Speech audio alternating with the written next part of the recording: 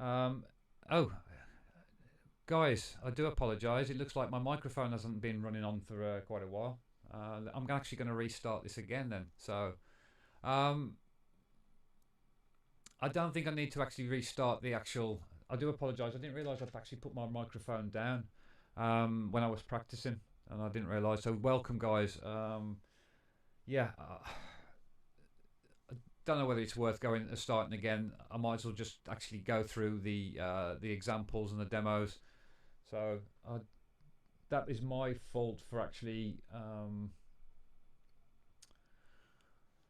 that's my fault for literally messing around purely as I went live, messing around with the actual synth and the demos I was setting up, and I turned my microphone down to listen to the music, so I wasn't getting slapped back. So I apologise for that. I'll leave the sort of slides there at the start, but yeah, I've pretty much gone through all of this kind of stuff. So as I say, I didn't really want to sort of walk all through this again. What I could do is I could go through it, I could start it again and actually cut the start of the video off from the live video and publish that live. So that's probably what I might do. But I don't really want to walk and talk all the way through this again, guys. So I do apologise for actually not realising my microphone was down there. That's silly me. As I say, it's been a bit of a busy, long week and busy day again. I was actually practising my golf earlier on, and with my brother. My brother was round, and I had to cut my hair as well quickly before I came on air because it was such a mess. So...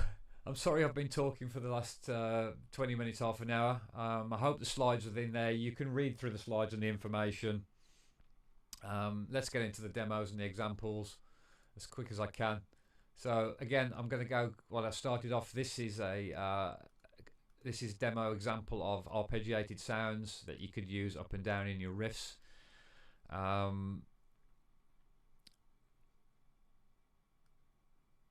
I'm not going to go through actually play them because I don't have the right sound for them.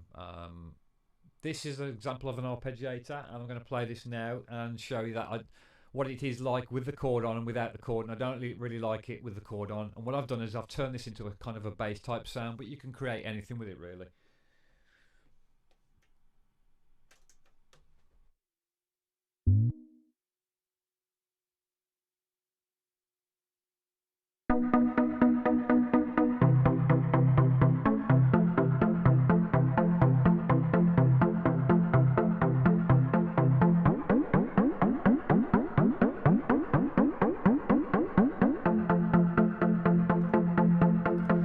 See why I don't like that.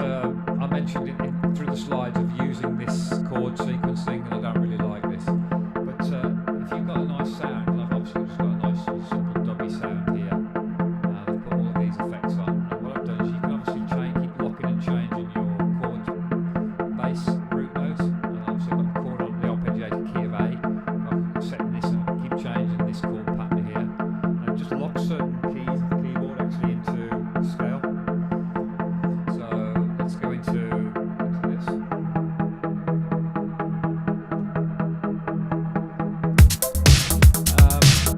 And also what I've done, you can actually got the hold button, so every time I hit a note I can actually hold the arpeggiator.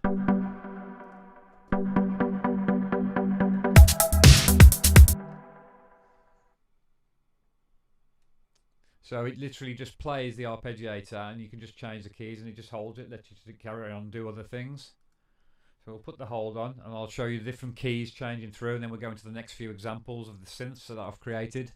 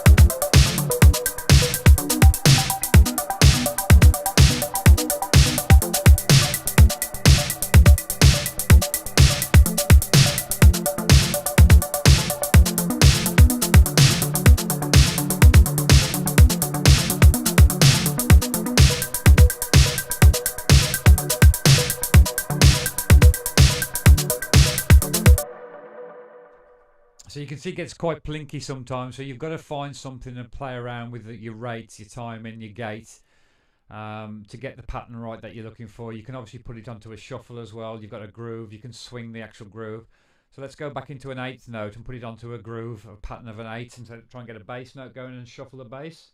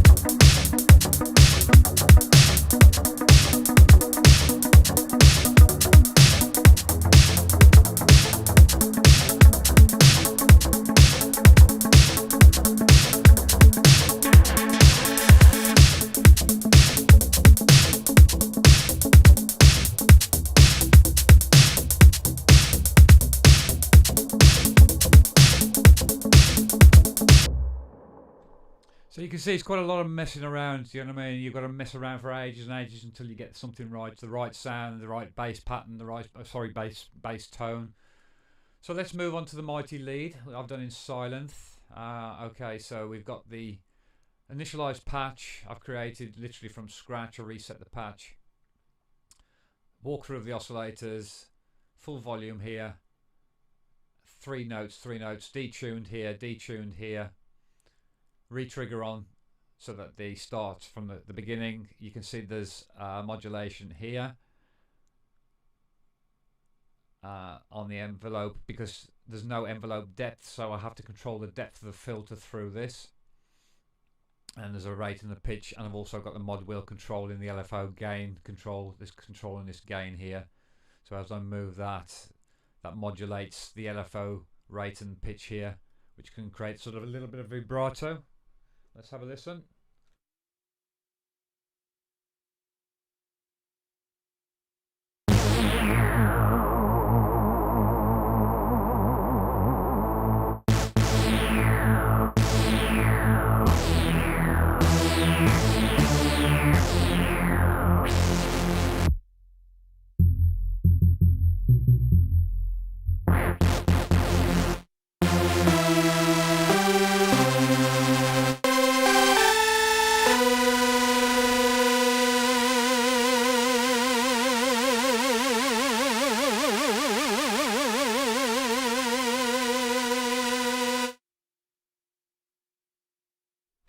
Okay, so quite simple, but silent is quite limited to what you can modulate in terms of internal parameters of some of the things that you want to modulate, where some of the other synths are quite good for that.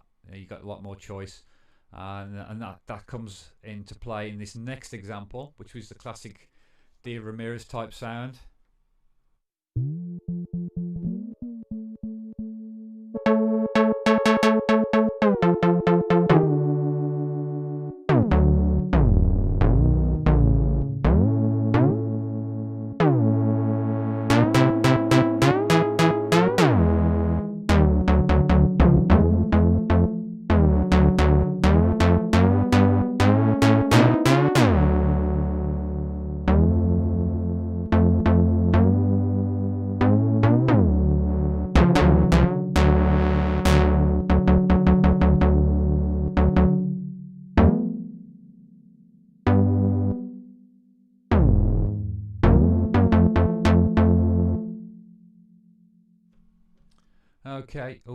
Okay, so what I've got to do here, and I've been messing around with this, so it's not quite exactly how I wanted.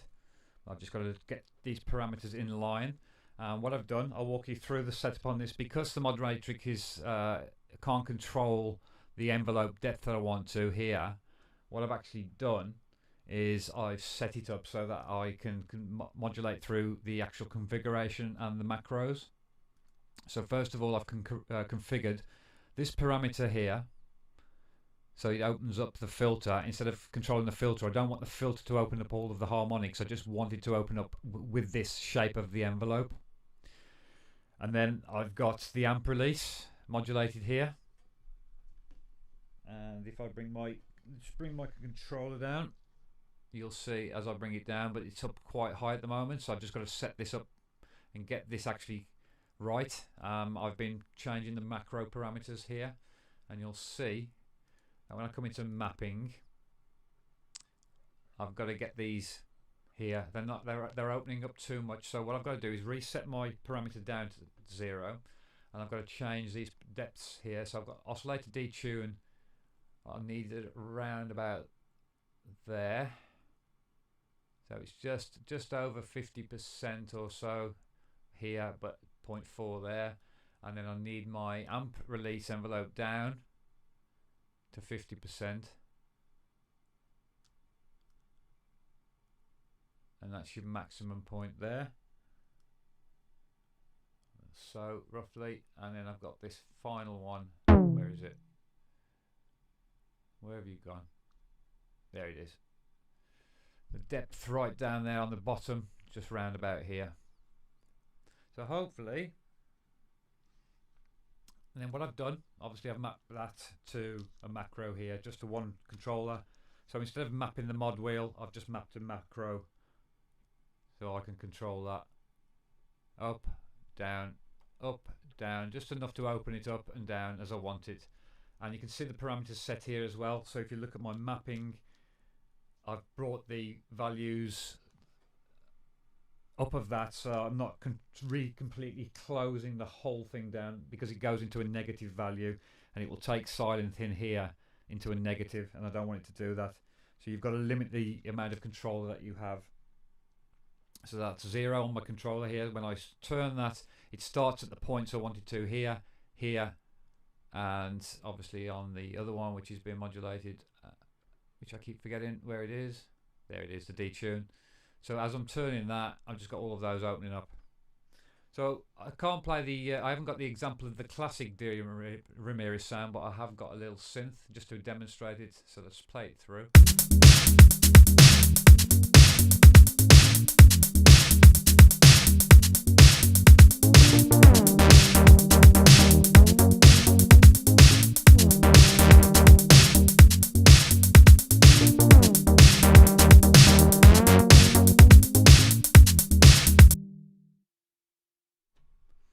Okay, so hope that helps get you started with a little bit of synth. So just to walk you through again, waveform, 2 voices.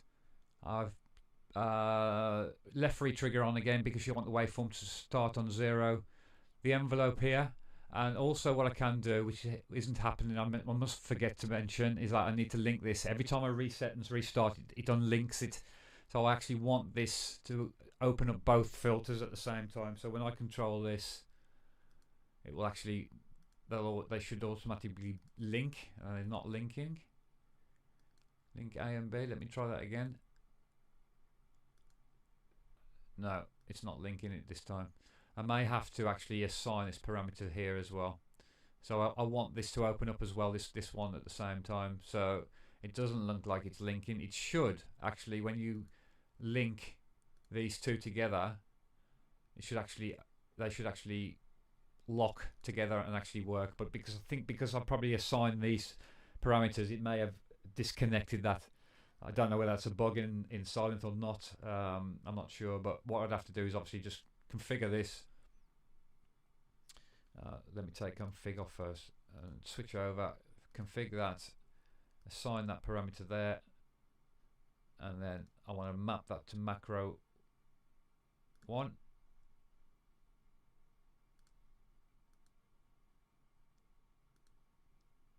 So hopefully all at the same time, there we go. We have all releases happening. Wonderful.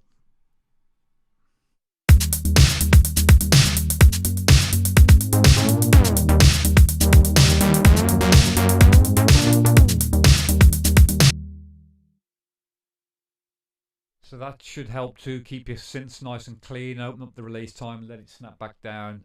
You don't want to control too much of this. You want to control it with the depth of the filter and the shape of your envelope. That's how you get the nice snappy bass, lead type bass sound. Okay guys, so that's the examples I've got for them today, but I've also got a little introduction to Pigment. Now this is just amazing. These are literally just demos and patches I've got in here, and I'm just going through them. I have got to sit and work out and read through the manuals and work out how the whole synth works. It looks like a standard, got 3 oscillators, but there's a lot of stuff going on down here, and shapes and LFOs and functions and voltage controlled amplitude. So yeah, I'm looking forward to getting into these synths over the coming weeks from Arturia. Thanks to those guys again. They've been wonderful. They've given me 6 months opportunity and license to go through these plugins and actually work with them and create videos for the academy. So much respect to Michael from Arturia and the guys there, the support guys. Have been fantastic. So yeah, let's just play a couple of these examples. I've literally played a bass in the other day. Played this is a simple arpeggiated, well yeah, it's an arpeggiated bass, and then I've got another one which a bass, just literally a simple bass program pattern here. So that's one's an F minor and one's a G minor bass. So let me just play you these and see how good they sound, and hopefully you'll be interested into the videos that I do in the future on these. Let me just turn off these other sounds because we're going to get everything clashing as well.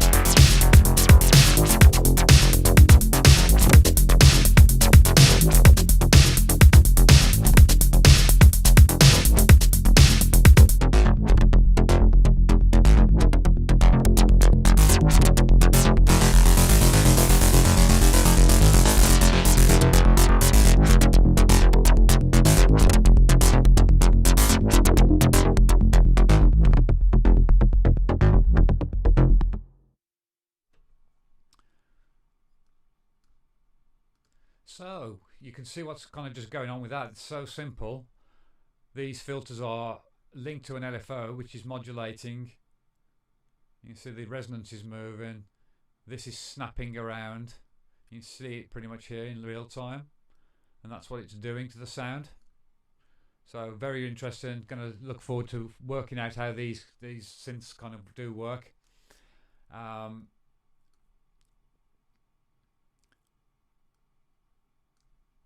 The next example I've got, another one, lovely sound again, and as I say, just to program that one, this is just an arpeggiated bass. If you just play a note,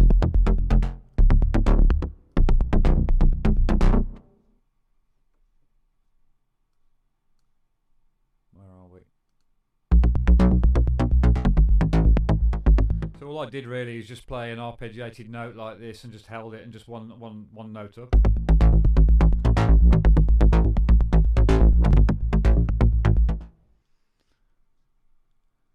Quite simple, quite adds nice movement. So the next example, again, Pigment.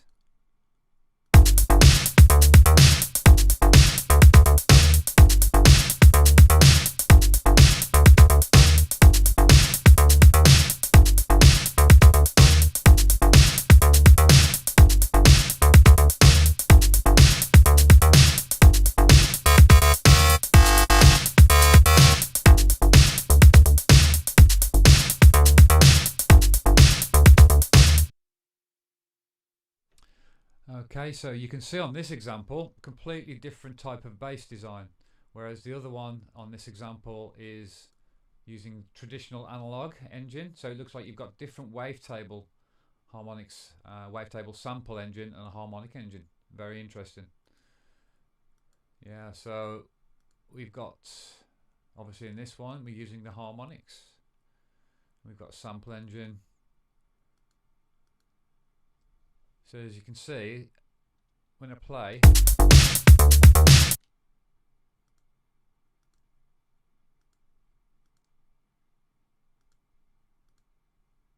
wow, that's interesting. Yeah, I've never come across anything like that with a harmonic content like that. So stay tuned for these over the coming weeks, guys. I'm obviously going to be doing a lot more content on this and breaking the synth down, how it works, and see what we can get coming out of it. Obviously, at the moment, I'm just preset surfing. You can see there's quite a lot of content in here. Basses, more basses that you can actually think of.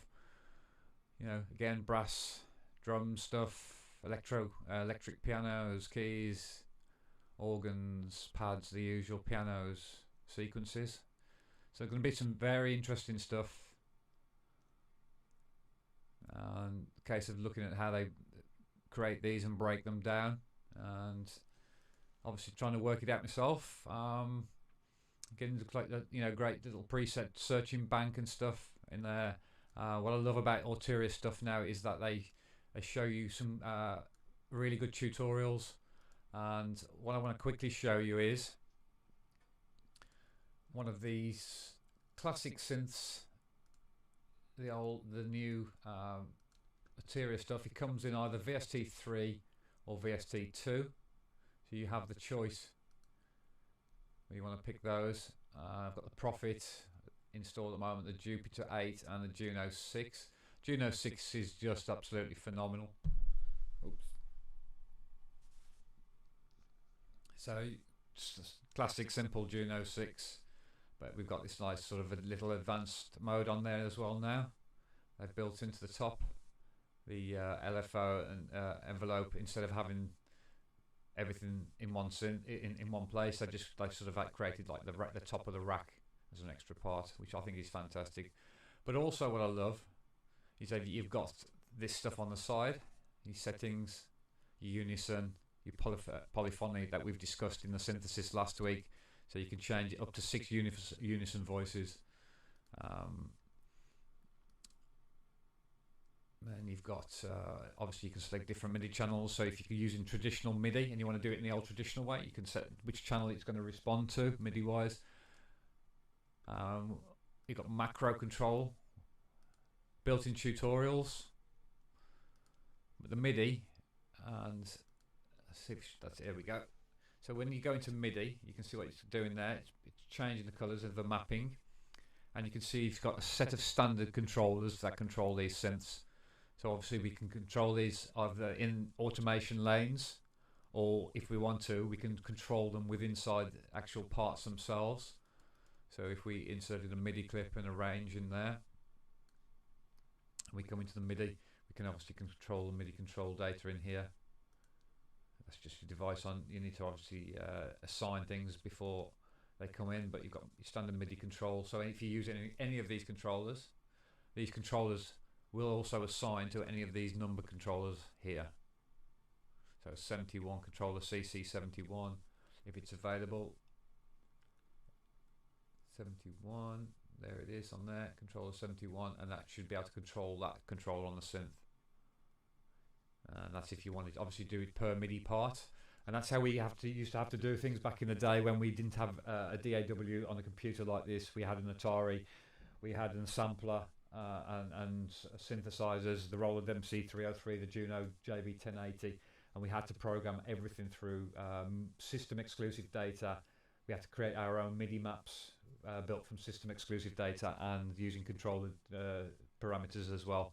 And what we do is create like a ghost parameter. We create like a controller cutoff modulation, volume number 10, cutoff 74, for example. As I say, modulation number 1. And we'd have to program all of those. You can see we've got also NRPs, non-registered parameter numbers, LSBs, least significant bytes and most significant bytes. I won't kind of go into that stuff at the moment and blow your mind with all of that. It is something to look into. But that is how we used to have to program data back in the day with NRPNs, LSBs and MSBs and RPNs as well. So yeah, that's interesting kind of stuff, the old MIDI controller stuff. It can get quite sort of complex and detailed. So But now with the beauty obviously of Ableton and most DAWs, you've got all of your synths which are linked obviously to your automation lane. So that is more as if you are MIDI syncing other gear together as well. You can control, if you've got like a live setup and controllers like that, you can control with a MIDI patch bay and stuff like that. So obviously these days you can just latch these on. If we look in here, we've got it's the same configuration. You can just obviously latch on, dry, wet, anything you want to. And then once we latch in, we've got them in. And then hopefully they should then start to appear here. You see? Okay, so that's why those don't show. You need to always configure your parameters on pretty much every synthesizer to show in the MIDI editors. So, as I say, yeah, over the coming weeks I'm going to be doing some stuff on these guys, so stay tuned for that. I'm going to wrap it up today, and once again my apologies for the missing of the sound at the start of the video.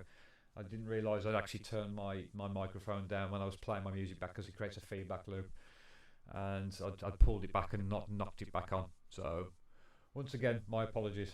Cheers guys, I'll see you soon, take care. Oh, and yeah, forgetting, before I do go, I'm forgetting what actually we're going to cover next week. So next week we are going to actually cover producing pads, more music theory on pads again as well, and synth programming of pads. And then the final session will be wrapping up, I think, on Rhodes pianos and Rhodes chords type sounds and things like that. And that wraps up then the music synthesis theory side of things for this particular developing your own sound. And then we're going to move on to, say, programming effects and doing other stuff, then maybe going into maybe sampling, vocal programming and creating vocal effects and things like that.